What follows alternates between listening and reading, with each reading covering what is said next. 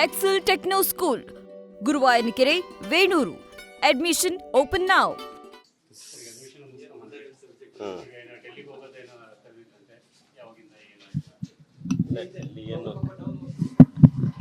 ಡೆಲ್ಲಿಗೆ ನಮ್ಮನ್ನೇನು ಕರೆದಿಲ್ಲ, ಮುಖ್ಯಮಂತ್ರಿ ಉಪಮುಖ್ಯಮಂತ್ರಿಗಳು ಕರೀತಾರೆ ಅಂತ ಹೇಳಿದ್ರು. ಸೆಕೆಂಡ್ಗೆ ಅಂತ ಹೇಳಿದ್ರು. ಸದನ ಮುಂದುವರೆದ್ರಿಂದ ಮತ್ತೊಮ್ಮೆ ಡೇಟ್ ಕರಿಬೋದು ಅನ್ನೋದು ಕಾಯ್ತಾ ಇದೆ. ಡೇಟ್ ಇನ್ನು ಫಿಕ್ಸ್ ಆಗಿರೋ ಕಾರಣ ಯಾವ ಕಾರಣಕ್ಕೆ ಗೊತ್ತಿಲ್ಲ, ಯಾವ ವಿಷಯ ಗೊತ್ತಿಲ್ಲ. ನಿಮ್ಮಲ್ಲಿ ಏನು ಮುಖ್ಯಮಂತ್ರಿ ಗೊಂದಲ ಇತ್ತು, ನಾವೇನು ಮಾಧ್ಯಮದಲ್ಲಿ ನಿಮಗೆಲ್ಲ ಹೇಳಿಕೆ ಕೊಡ್ತಾ ಇದ್ವಿ. ಆ ಒಂದು ಹೇಳಿಕೆ ಕೊಡ್ತಾ ಇದ್ವಲ್ಲ, ಅದಕ್ಕೊಂದು ಇತ್ಯರ್ಥ ಆಡಬೇಕು ಹೈಕಮಾಂಡ್ ಅಂತ ನಾವೇನು ಪದೇ ಪದೇ ಹೇಳ್ತಾ ಇದ್ವಲ್ಲ, ಆ ವಿಷಯವಾಗಿ ಇರ್ಬೋದು ಅಂತ ನಮ್ಮ ಒಂದು ಅನಿಸಿಕೆ. ಅದು ಹೋದ್ಮೇಲೆ ಗೊತ್ತಾಗ್ತದೆ ಯಾವ ವಿಷಯ ಕರೆದು ಏನಾಗ್ತದೆ ಚರ್ಚೆ. ನಾನು ಹೇಳಿದ್ದೀನಿ, ಗೊಂದಲ ಮುಂದುವರ್ಸೋದು ಅವಶ್ಯಕತೆ ಇಲ್ಲ. ಎನಿವನ್ ಈಗ ಇವ್ರನ್ನ ಮಾಡ್ತಿರೋ ಡಿ ಕೆ ಶಿವಕುಮಾರ್ ಅವ್ರು ಮಾಡೋದಾದ್ರು ಮಾಡಿ, ಇಲ್ಲ ಅವ್ರನ್ನೇ ಮುಂದುವರಿಸಿ, ಅಥವಾ ಹೊಸಬ್ರನ್ನ ಏನಾದ್ರು ಕರ್ಕೊಂಬಂದು ಮಾಡ್ತಿರೋ ಮಾಡಿ. ಒಟ್ಟೊಂದು ಇತ್ಯರ್ಥ, ಒಂದಕ್ಕೆ ಇತ್ಯರ್ಥ ಹೈಕಮಾಂಡ್ ಆಡಲೇಬೇಕು. ಇಲ್ಲಾಂದ್ರೆ ಏನಾಗ್ತದೆ, ಮಾಧ್ಯಮ ಮುಂದೆ ನಮ್ಮ ಪಾರ್ಟಿದು ನಾವೇ ಚರ್ಚೆ ಮಾಡಿದ್ರೆ ಅದೊಂಥರ ಚೆನ್ನಾಗಿ ಕಾಣಲ್ಲ. ಯಾಕೆಂದರೆ ಉತ್ತಮವಾದ ಸರ್ಕಾರ ಹೋಗ್ತಾ ಇದೆ, ಉತ್ತಮವಾದ 5 ಗ್ಯಾರಂಟಿ ಕೊಟ್ಟಿದ್ದೀವಿ, ಜೊತೆಗೆ 140 ಶಾಸಕರು ಬಂದಿದ್ದಾರೆ. ಮತ್ತೊಮ್ಮೆ ಸರ್ಕಾರ ಬರೋ ಒಂದು ದೃಷ್ಟಿ ಕಾಣ್ತಾ ಇದೆ.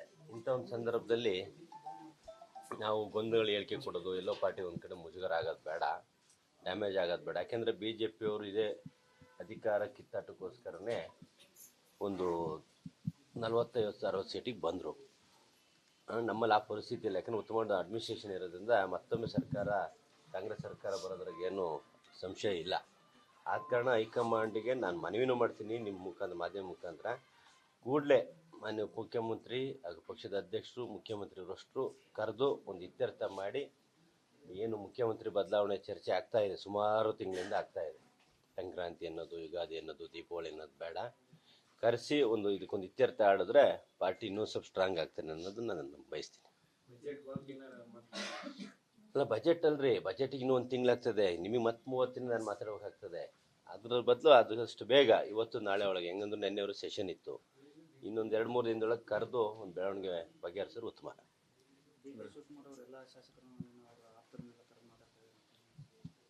ಪಕ್ಷದ ಅಧ್ಯಕ್ಷರಿದ್ದಾರೆ, 5 ಗ್ಯಾರಂಟಿಗಳ ಯೋಜನೆಗಳ ಬಗ್ಗೆ ಕರೆದು ಮಾತಾಡ್ಬೋದು, ಅಭಿವೃದ್ಧಿಗಳ ಬಗ್ಗೆ ಕರೆದು ಮಾತಾಡ್ಬೋದು. ಅದನ್ನು ಬಿಟ್ಟು ಸುಮ್ಮನೆ ಅವರು ಇವರು ಅಂತೇನಿಲ್ಲ. ಎಲ್ಲ ಕಾಂಗ್ರೆಸ್ ಶಾಸಕರು ಕಾಮನ್ ಅದು. ಈಗ ನೀವು ನಮ್ಮ ಮನೆಗೆ ಬಂದಿದ್ರಿ, ಈಗ ನಿಮ್ಗೆ ಊಟ ಮಾಡಿಸಿ ಕಳಿಸ್ತೀನಿ, ಅಂದರೆ ಡಿನ್ನರ್ ಪಾರ್ಟಿ ಅಂತ ಯಾಕೆ ಅನ್ಕೊಂತೀರಿ? ವಿಶ್ವಾಸದ ಕೂಟ ಅನ್ಕೊಂಡ್ರಿ. ಬಹಳಷ್ಟು ಚರ್ಚೆ ಆಗಿದಾವೆ ಸರ್ ಡಿನ್ನರ್ ಕೂಟದಲ್ಲಿ ಅನ್ನಂತ ಸರ್. ಅವರು ವೈಯಕ್ತಿಕ ಚರ್ಚೆಗಳು ಮಾಡ್ಕೊಂತಾರೆ, ಅವನೊಂದು ಸಮುದಾಯದವ್ರು ಸೇರ್ತಾರೆ. ಮೊನ್ನೆ ವೀರಶೈನಿಕ ಸಮುದಾಯದವರು ಸೇರಿದ್ರು, ನಾನು ಇರಲಿಲ್ಲ, ಅವತ್ತು ಹೋಗಿರಲಿಲ್ಲ. ಹಂಗೆ ಅವ್ರ ಸಮುದಾಯದಲ್ಲಿ ಏನಾದ್ರು ಬೇಡಿಕೆಗಳನ್ನು ಮುಖ್ಯಮಂತ್ರಿಗಳು ಕೇಳೋದು ಇರ್ಬೋದು, ಸಮುದಾಯಗಳ ಬಗ್ಗೆ ಚರ್ಚೆಗಳು ನಡೀತಾ ಇರ್ತದೆ. ಅದಕ್ಕೆಲ್ಲ ನಾವು ರೆಕ್ಕೆ ಪಕ್ಕ ಕಟ್ಟೋದು ಬೇಡ. ಅನುದಾನ ಕೆಲವರಿಗೆ ಕೊಡ್ತಾ ಇದ್ದಾರೆ, DKಶಿ ಫಾಲೋವರ್ಸ್ಗೆ ಕಡಿಮೆ ಮಾಡ್ತಾ ಇದ್ದಾರೆ, ಒಂದೊಂದು ಆಗ್ತದೆ. ಇವ್ರ ಮನೆ ಅವ್ರು ಹೋದ್ರೆ ಅವ್ರ ಬೇಜಾರು, ಇವ್ರ ಬೇಜಾರು ಅಂತ ನಡೀತಾ ಇದೆ. ನೋಡಿ, ಆ ಥರ ಯಾವುದೇ ವ್ಯವಸ್ಥೆಗಳಿಲ್ಲ. ಅನುದಾನ ಯಾರಿಗೆ ಕೊಟ್ಟರು ಒಂದೇ ಆರ್ಡ್ರಲ್ಲೇ ಕೊಡ್ತಾ ಇದ್ದಾರೆ. ನಿನ್ನೆ ಯಾವುದೋ ಒಂದು SCPTSಲಿ 1 ಕೋಟಿ ರೂಪಾಯಿ ಅನುದಾನ ಹಂಚಿಕೆ ಮಾಡಿದ್ದಾರೆ ಪ್ರತಿ ಕಾನ್ಸ್ಟಿಟ್ಯೂನ್ಸಿಗೆ. ಅದರಲ್ಲಿ ಎಲ್ಲ ಕಾನ್ಸ್ಟಿಟ್ಯೂನ್ಸಿ ಹೆಸರಿದೆ. ಥರ ತಾರತಮ್ಯ ಯಾವುದೂ ಇಲ್ಲ, ತಾರತಮ್ಯ ಮಾಡೋದು ಇಲ್ಲ. ಯಾಕಂದ್ರೆ ಎಲ್ಲರೂ ಒಂದೇ.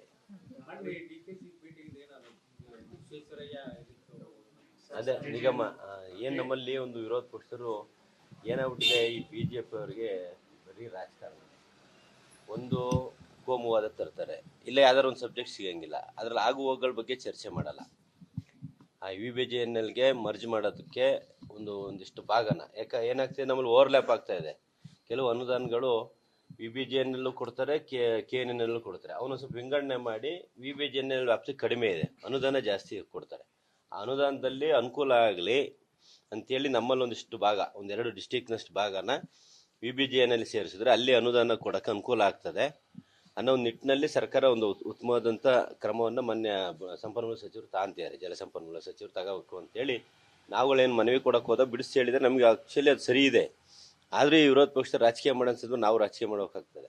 ಅದಕ್ಕೆ ನಾವು ಮನವಿ ಮಾಡಿದ್ದೀವಿ, ಪ್ರತಿ ಏನು ನೀವು ವ್ಯಾಪ್ತಿ ಸೇರಿಸ್ಬೇಕು ಅಂದ್ಕೊಂಡಿದ್ದೀರಲ್ಲ, ಆ ವ್ಯಾಪ್ತಿಲಿ ಬರತಕ್ಕಂಥ ಮಾಜಿ ಶಾಸಕರು, ಹಾಲಿ ಶಾಸಕರು, ಎಲ್ಲ ಪಾರ್ಟಿ ಶಾಸಕರು ಕರೆಸಿ ಆ ಒಂದು ತೀರ್ಮಾನ ತಗೊಳ್ಳಿ. ಆ ತೀರ್ಮಾನ ತಗೊಂಡು ಅದನ್ನು ಮಾಡೋದಾದ್ರೆ ಉತ್ತಮವಾದಾಗಿತ್ತು ಅಂತ ಎಲ್ಲರೂ ಒಪ್ಕೊಂಡ್ರೆ ಮಾಡಿ, ಎಲ್ಲರೂ ಬೇಡ ಅಂದ್ರೆ ಬಿಡಿ, ನೀವೇ ಕಷ್ಟ ಇದು ಮಾಡ್ಕೊಂತೀರಿ ಅಂತ ಮನವಿ ಮಾಡಿದ್ವಿ. ಅದಕ್ಕೆ ಪೂರಕವಾಗಿ ಹೇಳಿದ್ದಾರೆ. ಆಯಿತು, ಏನಾಯಿತು? ಪಟ್ಟು ಹಿಡಿದ್ರು ಏನಾಗಿದೆ? ಅಲ್ಲ ಭ್ರಷ್ಟಾಚಾರ ಆಗಿದೆ ಅಂತ ಇಲ್ಲ. ಈಗ ನೋಡಿ, ಸುಮ್ಮನೆ ಗಾಳಿಲಿ ಗುಂಡು ಹೊಡಿಬಾರ್ದು.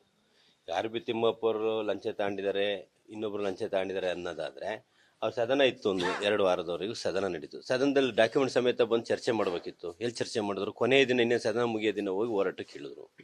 ಅಂದ್ರೆ ಅವ್ರ ಅರ್ಥ ಏನು? ನಾವೊಂದು ಹೋರಾಟ ಮಾಡ್ತಿದೀವಿ ಅನ್ನೋದು ಬಿಟ್ಟರೆ ಇದ್ರಾಗ ಯಾವುದು ಸತ್ಯಾಸತ್ಯತೆ ಇರಲ್ಲ. ಈಗಲೂ ಕಾಲ ಮಿಂಚಿಲ್ಲ. ಅವರಲ್ಲಿ ಏನಾದ್ರು ದಾಖಲೆಗಳಿದ್ರೆ ಮಾಧ್ಯಮ ಮುಖಾಂತರ ಬಿಡುಗಡೆ ಮಾಡಿ ಹೋರಾಟ ಮಾಡಿ ರಾಜೀನಾಮೆ ತಗೊಳ್ಳಿ. ಸುಮ್ಮನೆ ವಿನಾಕಾರಣ ಒಬ್ಬ ಮಂತ್ರಿಗಳ ಬಗ್ಗೆ ಸರ್ಕಾರಕ್ಕೆ ಮುಜುಗರ ಆಗಂತ ಹೇಳಿಕೆಗಳು ಕೊಡೋದು ಬಾಲಿಶ ಹೇಳಿಕೆ ಆಗ್ತದೆ.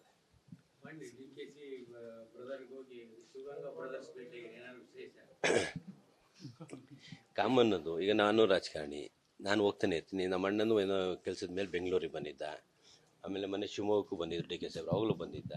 ಆ ಸಂದರ್ಭದಲ್ಲಿ ಕಾಮನ್ ಆಗಿ ಬ್ರದರ್ಸ್ ಜೊತೆ ಹೋಗ್ಲೇಬೇಕಲ್ಲ, ಹೋಗಿದೆ ಅಷ್ಟೇ.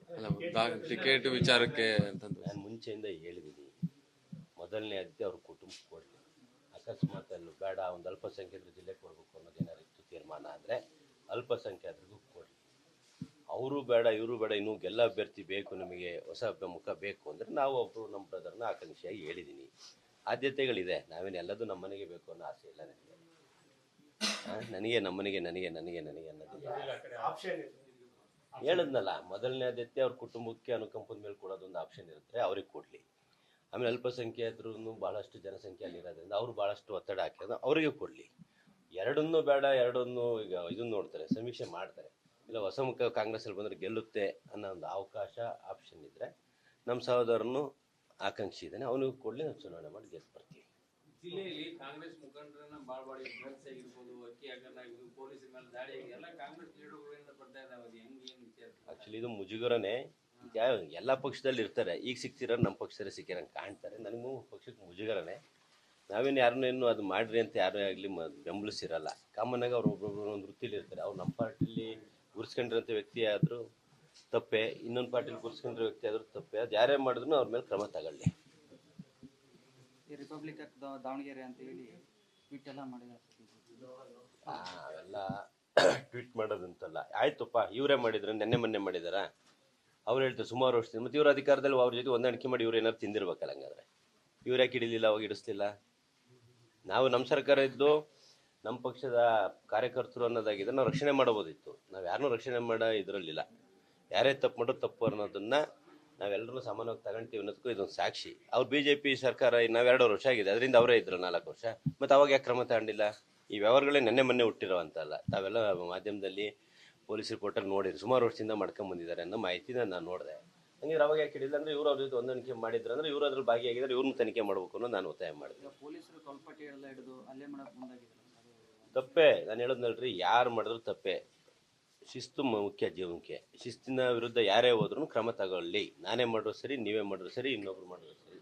ಪಕ್ಷ ಇದರಲ್ಲಿ ಬರೋದಿಲ್ಲ. ಪಕ್ಷ ಏನು ಯಾವುದೂ ಇಂಥವ್ನು ಹೇಳ್ಕೊಡೋದಿಲ್ಲ. ಲಾಸ್ಟಿಗೆ ಈಗ ಡಿ ಕೆ ಶಿವಕುಮಾರ್ ಈ ಟರ್ಮಲ್ಲಿ 2 ವರ್ಷ CM ಆಗೇ ಆಗ್ತಾರಾ ಅಥವಾ ಈಗ? ನೋಡಿ, ಆಗಲಿ ಅಂತ ಬಯಸಿದ್ರಲ್ಲಿ ಮೊದಲಿಗ ನಾನೇ. ಅದನ್ನು ಮೇಲಿನ ಮೇಲೆ ಹೇಳೋದ್ರಿಂದ ಬದಲಾವಣೆ ಆಗಲ್ಲ. ಚೇಂಜ್ ಆಗ್ತಿದ್ರೆ ಇದಕ್ಕೆ ಬರುತ್ತೆ. ಆಗಲೇಬೇಕು. ನಾನು ಹೇಳೋದ್ನಲ್ರಿ, ಮೊದಲಿಗ ನಾನೇ. ನಿಮಗೆ ಗೊತ್ತಿದೆ, ಅವ್ರ ಹೆಸರಿಗೆ ಪ್ರಮಾಣ ವಚನ ತಗೊಂಡಿದ್ದೀನಿ, ಅವರಿಂದ ಶಾಸಕನಾಗಿದ್ದೀನಿ. ಹಂಗಾಗಿ ಅವ್ರು ಬಿಟ್ಕೊಡೋ ಮಾತು ಇಲ್ಲ. ಅವ್ರು ಈ 5 ವರ್ಷ ಅನ್ಬೇಡ್ರಿ, ಇವತ್ತೇ ಆದ್ರೂ ಖುಷಿ ಪಡ್ತೀನಿ.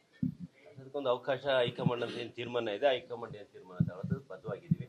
ಆದರೆ ಹೈಕಮಾಂಡ್ ಕೂಡಲೇ ಏನು ನನ್ನ ಆಸೆ ಏನಿದೆ, ಇನ್ನೊಬ್ಬರ ಆಸೆ ಏನಿದೆ, ಸರ್ಕಾರಕ್ಕೆ ಯಾವ್ದನ್ನ ಬದಲಾವಣೆ ಮಾಡಿದ್ರೆ ಒಳ್ಳೇದಾಗುತ್ತೋ ಅವ್ರನ್ನೇ ಮುಂದುವರಿಸಿ ಒಳ್ಳೇದಾಗುತ್ತೋ, ಏನಾದ್ರು ಮಾತು ಕೊಟ್ಟಿದ್ದು 2 ವರ್ಷ ಕೊಡ್ತೀವಿ, ಕೊಟ್ಟಿಲ್ವೋ, ಎಲ್ಲ ಗೊಂದಲ ಇದೆ. ಮಾಧ್ಯಮದವರು ಅವಾಗ ಬಂದು ಕೇಳೋದು, ನಾವು ಉತ್ತರ ಕೊಡೋದಾಗಿರೋದು ಚೆನ್ನಾಗಿ ಕಾಣೋದಿಲ್ಲ. ಕೂಡಲೇ ಹೈಕಮಾಂಡು ಹೇಳ್ಬಿಡ್ಲಿ, ನಾವು ಯಾವುದೇ ಥರದ್ದು ಒಪ್ಪಂದ ಆಗಿಲ್ಲ, ನಾವು ಯಾವುದೇ ಥರದ್ದು ಒಪ್ಪಂದ ಇಲ್ಲ, ಮುಖ್ಯಮಂತ್ರಿಗಳು ಯಾರಿದ್ದಾರೆ ಅವ್ರು ಮುಂದುವರಿತಾರೆ ಅಂತ ಹೇಳಿಕೆ ಕೊಟ್ಟರೆ ನಾವು ಸ್ವಾಗತನೂ ಮಾಡ್ತೀವಿ, ನಾವೊಂದು ಶುಭನೂ ಕೋರ್ತೀವಿ. ಅದ್ರಾಗ ಏನಿದೆ? Thank you. ನ್ಯೂಸ್ ಫಸ್ಟ್, ನಿರ್ಭೀತಿಯಿಂದ ನಿಮ್ಮ ಪರವಾಗಿ.